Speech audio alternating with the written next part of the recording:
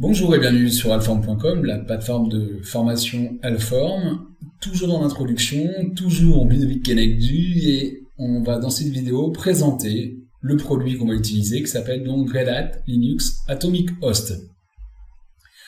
On va voir à quoi nous sert l'hôte Atomic Host de Red Hat, ce qu'il y a à l'intérieur également comme produit, et on terminera donc cette vidéo avec un produit qu'on appelle l'OS3 ou également RPM OS3. On va voir exactement à quoi ça sert. Alors, à quoi nous sert l'hôte atomique de Red Hat?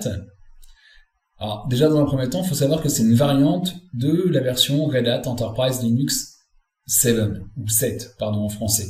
Donc, elle s'appelle Red Hat Enterprise Linux Atomic Host. C'est une distribution qui est optimisée pour faire fonctionner les conteneurs Linux dans le format Docker. Donc, avec cette distribution, on va donc faire du conteneur. Ça va nous permettre de créer une plateforme de type as service, une PaaS, qu'on pourra intégrer par exemple à un produit qui s'appelle OpenShift, le produit PaaS de Red Hat. Qu'est-ce qu'on va trouver dans ce produit? Alors, il faut savoir que l'Atomic Host est préinstallé avec des outils suivants. Donc, Docker, déjà dans un premier temps. Alors, je vais prendre mon petit stylet parce que j'aime bien mettre des traits un peu partout. Hop, voilà le petit stylet. Donc, le produit Docker. Le produit Docker, ça va nous permettre de gérer des conteneurs de type applicatif. Donc, ici, on a Docker d'installer sur chaque hôte atomique.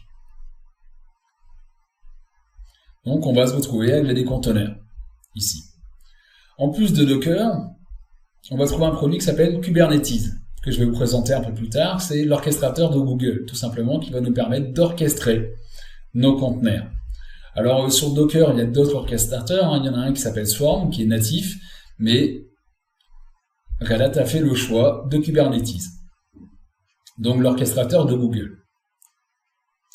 On va également trouver un produit qui s'appelle Cockpit, c'est une interface web qui va nous permettre d'administrer les conteneurs, bien sûr avec une interface graphique. Donc Cockpit lui va supporter plusieurs serveurs atomiques, donc on pourra avoir des clusters gérés par Kubernetes et également administrés donc par Cockpit en interface web.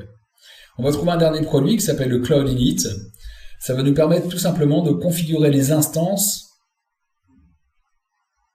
de Atomic Host dans le cloud, c'est-à-dire de les préconfigurer pour pouvoir les insérer directement dans un cloud. Ça permettra également, pourquoi pas, de configurer des machines. Donc voilà les produits qu'on va trouver dans Atomic Host, les produits avec lesquels on va travailler, que sont respectivement donc Docker, le gestionnaire de conteneurs, Kubernetes, son orchestrateur, Cockpit, une interface web, et éventuellement, au besoin, l'utilisation de Cloud Init. Dans Atomic Host, on va également trouver différentes technologies. Alors, systemd, donc une technologie que vous devez probablement connaître, si vous avez suivi les formations RHCSA et RHCE, ou si, bien sûr, vous n'avez pas forcément suivi ces formations, mais pourquoi pas la mise à jour LPIC3, LPIC2, LPIC1. Donc, systemd, c'est le système d'initialisation pour les systèmes Linux, donc qui va nous permettre d'accélérer le temps de démarrage. Ça va améliorer l'orchestration également du système. Avec systemd, on va pouvoir gérer énormément de choses, dont par exemple les C-groupes. On va trouver également SE-Linux qui va être activé par défaut pour assurer la sécurité du système. Donc de la même façon, si vous voulez faire un tour plus profondément sur SE-Linux, on fait un tour sur RHCSA et RHCE. Et un nouvel outil qui s'appelle OS3, et également RPM OS3, qui va nous offrir ce qu'on appelle des mises à jour atomiques. Alors, je vais venir plus en détail sur le RPM OS3, qu'on comprenne exactement ce que c'est. Donc, avec ça, on peut faire des mises à jour de type atomique et également la possibilité d'effectuer ce qu'on appelle les rollbacks de mise à jour, donc des retours de mise à jour, revenir à une précédente version. Alors, Atomic Host n'est plus administré, ou n'est pas administré, tout simplement, de la même manière que le Linux Enterprise de Red Hat. On n'utilise plus Yum, par exemple, pour mettre à niveau notre système. Nous, on utilise des packages, on va utiliser donc RPM OS3. qu'on va voir donc, comme je vous disais, un peu plus en détail. On va trouver uniquement 2 répertoires inscriptibles pour la configuration du système que sont ETC et var. Les autres répertoires sont montés en lecture seule. USR, par exemple, est monté en lecture seule, c'est-à-dire qu'on va rien inscrire à l'intérieur. C'est-à-dire qu'on va pas installer de package, parce que n'importe comment, on peut pas installer de package avec Yum. Ou même si on installe les packages avec Yum, pourquoi pas? Comme USR est en lecture seule, ça risque d'être un peu compliqué. Alors on va trouver d'autres répertoires également, qui sont tout simplement des liens symboliques vers un autre emplacement, un emplacement inscriptible. Donc le répertoire home par exemple, c'est un lien symbolique vers le répertoire var home. Donc il est inscriptible. Pour le reste en fait de l'espace disque, il va être uniquement consacré au conteneur. Alors venons-en un peu à OS-Tree ou RPM OS-Tree, qui va nous proposer, comme je vous disais, une nouvelle méthode pour déployer et gérer les OS basés sur RPM. Donc on connaît l'outil Yum, qui met à jour et qui installe paquet par paquet, indépendamment, les applications. Donc bien sûr, il installe les librairies qui vont avec, on va dire les dépendances. Lui, RPM OS-Tree, il prend une charge qu'on appelle une composition, c'est-à-dire un ensemble de paquets, ou une image. Ces images ou cette composition est disponible sur des serveurs. Et à partir de là, on va effectuer des mises à jour ou des mises à niveau de type atomique.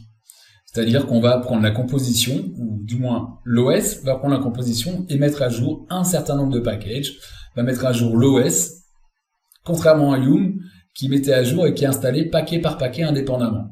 Alors d'un côté, on trouve le système par paquet, c'est-à-dire Yum, qui est plus flexible, parce qu'on peut modifier les paquets indépendamment. Et de l'autre côté, les updates de type image, donc OS-Tree, qui est beaucoup plus fiable, mais qui est moins flexible que Yum. Alors pour illustrer un peu ce que ça peut donner, on a un noyau qui fonctionne avec le répertoire USR, par exemple. Alors, hop, ici.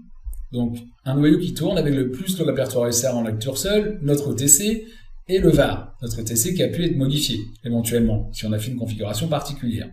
Et notre var qui est également modifié en fonction des conteneurs qu'on aura mis dedans et un certain nombre d'applications qu'on aura mis en place. Avec RPM OS-Tree, lorsqu'on va faire une modification, c'est-à-dire une mise à jour, il va conserver en fait cette configuration, c'est-à-dire kernel plus user etc. Et il va ajouter une nouvelle configuration, un nouveau noyau, un nouveau USR et éventuellement une modification de certains fichiers dans ETC.